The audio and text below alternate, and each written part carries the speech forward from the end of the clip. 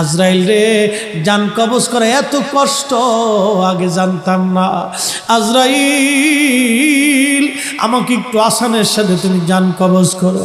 আজরাইল বললেন, হুজুর, আসমানের নিচে জমিনের উপরে আপনার চাইতে সহজভাবে জান আমি কারো কবজ করি নাই।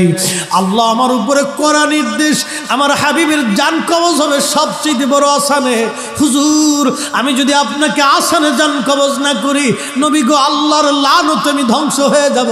ইয়া নবী আল্লাহ, আমি সেই ভয়ে আপনাকে আসানের সাথে জান কবজ করতেছি।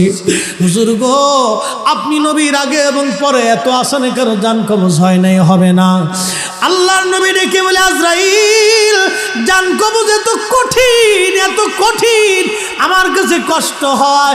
একটা অনুরোধ তোমার কাছে করে দেয় আজরাইল, আমার উম্মতের জান কবজটা তুমি সহজে কইরো।